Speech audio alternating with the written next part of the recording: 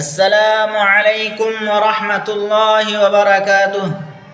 حضرت آسیہ رضی اللہ تعالی عنہا کی عظیم قربانی اور فرعون کا عبرتناک انجام۔ بسم اللہ الرحمن الرحیم۔ تاریخ کے صفحات میں بہت سے قصے موجود ہیں، لیکن حضرت آسیہ رضی اللہ تعالی عنہا کا قصہ ایمان اور ہمت کی وہ داستان ہے جو قیامت تک آنے والے لوگوں کے لیے ایک مثال رہے گی، کیونکہ انہوں نے وقت کے سب سے بڑے ظالم بادشاہ کے گھر میں رہ کر اللہ کی بندگی کا حق ادا کیا، جبکہ اس دور کا بادشاہ فرعون اپنے آپ کو خدا کہتا تھا اور لوگوں پر بہت ظلم کرتا تھا۔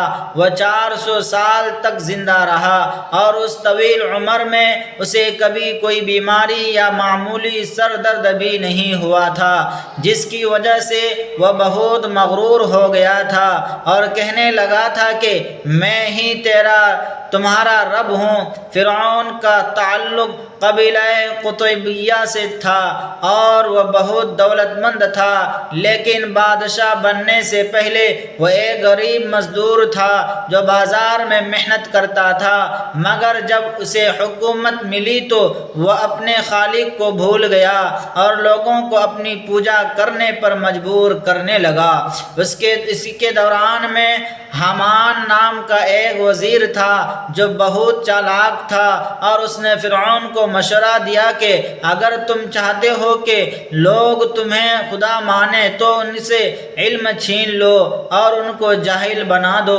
چنانچہ فرعون نے مصر میں تمام دینی مدارس بند کر دیے اور لوگوں کو اللہ کی یاد سے روکنے لگا، لیکن اللہ کی قدرت دیکھیے کہ اسی فرعون کے محل میں حضرت موسیٰ علیہ السلام کی پرورش ہوئی، اور اسی محل کی ملکہ حضرت آسیہ رضی اللہ تعالی عنہا نے اللہ پر ایمان لانا کا فیصلہ کیا۔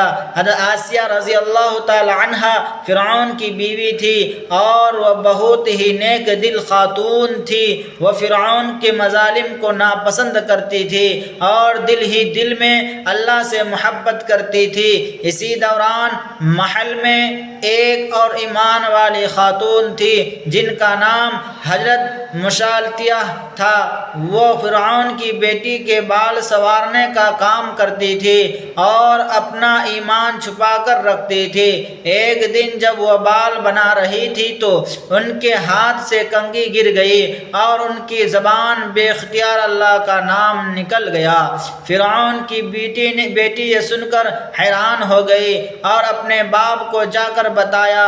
فرعون نے غصے میں آ کر ان خاتون کو بلایا اور کہا کہ تم میرے سوا کس کو رب مانتی ہو؟ تو انہوں نے بڑی ہمت سے جواب دیا کہ میرا اور تمہارا رب وہی ہے جو تمام جہانوں کا مالک ہے۔ فرعون نے ان کے ایمان کو توڑنے کے لیے ان کی معصوم بچی کو ان کے سامنے کھولتے ہوئے تیل میں ڈال دیا، لیکن اس ماں نے اپنی بچی کی قربانی دے دی مگر ایمان کا سودا نہیں کیا۔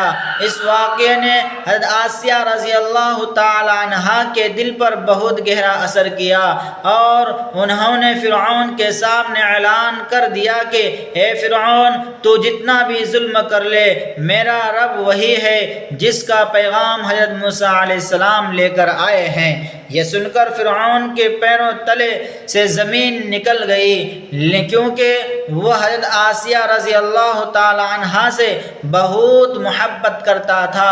اس نے پہلے انہیں لالچ دیا اور سمجھایا کہ تم ملکہ ہو، تمہارے پاس سب کچھ ہے کیونکہ اس غریب موسیٰ کے رب کو مانتی ہو، لیکن حضرت آسیہ رضی اللہ تعالی عنہا نے صاف کہہ دیا کہ تمہاری یہ دولت اور یہ محل میرے ایمان کے سامنے کچھ بھی نہیں ہے۔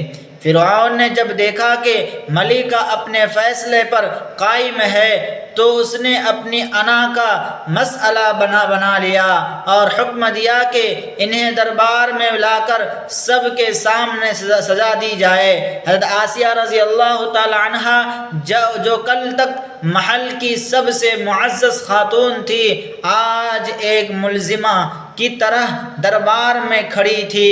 فرعون نے جلادوں کو حکم دیا کہ ان کے ہاتھ اور پیر زمین پر لوہے کی کیلوں سے ٹھوک دی جائے تاکہ وہ ہل نہ سکے اور ان کا چہرہ تیز دھوپ کی طرف کر دیا جائے۔ فرعون بار بار ان کے پاس آتا اور کہتا کہ اگر تم اب بھی میری خدائی کا اقرار کر لو تو میں تمہیں معاف کر دوں گا، لیکن حضرت آسیہ رضی اللہ تعالی عنہا کا ایمان ایک پہاڑ کی طرح مضبوط تھا۔ اس ظالم نے پھر حکم دیا کہ ان کے جسم کی خال اتار دی جائے۔ یہ بہت ہی دردناک سزا تھی، لیکن اللہ کی قدرت دیکھیے کہ جب ان کے جسم سے خال الگ کی جا رہی تھی تو انہیں تکلیف کا احساس نہیں ہو رہا تھا، کیونکہ انہیں اپنی نظریں آسمان کی طرف اٹھا دی اور اللہ سے ایک ایسی دعا مانگی جو ہمیشہ کے لیے امر ہو گئی۔ انہوں نے کہا کہ اے میرے رب، میرے لیے جنت میں اپنے پاس ایک گھر بنا دے اور مجھے اس ظالم فرعون اور اس کے بڑے برے کاموں سے بچا لے۔ اللہ نے اپنی اس پیاری بندی کی دعا سن لی اور ان کی روح نکلنے سے پہلے ہی انہیں جنت میں ان کا محل دکھلا دیا۔ حضرت آسیہ رضی اللہ تعالی عنہا نے جب جنت کا خوبصورت نظارہ کیا تو وہ مسکرا دی اور اسی مسکراہٹ کے ساتھ اپنی جان اللہ کے سپرد کر دی۔ یہ دیکھ کر فرعون حیران رہ گیا کہ اتنی تکلیف میں بھی یہ عورت مسکرا رہی ہے، اسے کیا معلوم تھا کہ اللہ اپنے پیاروں کو کیسی نعمتیں دکھلاتا ہے۔ حضرت آسیہ رضی اللہ تعالی عنہا کی یہ قربانی ہمیں سکھاتی ہے کہ دنیا کی عارضی زندگی اور یہاں کی دولت ایمان کے سامنے کوئی حیثیت نہیں رکھتی۔ انسان کو چاہیے کہ وہ ہر حال میں حق کا ساتھ دے، چاہے سامنے کتنا ہی بڑا ظالم کیوں نہ ہو۔ دوسری طرف فرعون کا انجام یہ ہوا کہ اللہ نے اسے اس کے لشکر سمیت دریا میں غرق کر دیا اور اسے قیامت تک کے لیے عبرت کی نشانی بنا دیا۔ آج بھی فرعون کی لاش مصر کے عجائب گھر میں موجود ہے، جو دنیا کو پکار پکار کر کہتی ہے کہ طاقت اور غرور ہمیشہ رہنے والا نہیں ہے۔ اصل کامیابی تو ان کی ہے جنہوں نے اللہ کو اپنا رب مانا اور اس پر ثابت قدم رہے۔ حضرت آسیہ رضی اللہ تعالی عنہا وہ خوش نصیب خاتون ہے جن کا ذکر قرآن پاک میں اللہ نے مومنوں کے لیے ایک مثال کے طور پر کیا ہے، اور نبی کریم صلی اللہ علیہ وسلم نے فرمایا کہ وہ جنت کی 4 سب سے افضل خواتین میں سے ہے۔ ایک ہے جن ہمیں چاہیے کہ ہم ان کے اس واقعے سے سبق حاصل کریں اور اپنے ایمان کو مضبوط بنائے، کیونکہ دنیا تو ایک دن ختم ہو جائے گی، لیکن وہ اجر جو اللہ نے اپنے مخلص بندوں کے لیے رکھا ہے وہ ہمیشہ باقی رہے گا۔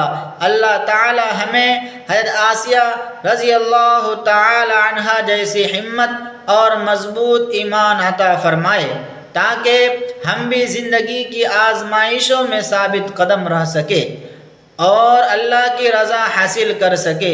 یہ قصہ صرف سننے یا پڑھنے کے لیے نہیں ہے، بلکہ اپنے دل میں ایمان کی شمع جلانے کے لیے ہے۔ جب اللہ تعالی ساتھ ہو تو فرعون جیسے جابر بھی کچھ نہیں بگاڑ سکتے۔ اللہ ہم سب اور اپنے دین پر چلنے کی توفیق دے اور ہمیں ہر قسم کے شر اور فتنے سے محفوظ رکھے، کیونکہ آج کے دور میں بھی ہمیں اپنے ایمان کو بچانے کے لیے ایسی ہی ہمت کی ضرورت ہے جیسے حضرت آسیہ رضی اللہ تعالی عنہا نے دکھائی تھی۔ انہوں نے ثابت کر دیا کہ ایک عورت اگر ایمان پر ڈٹ جائے تو وہ وقت کے بادشاہ کو بھی ہرا سکتی ہے۔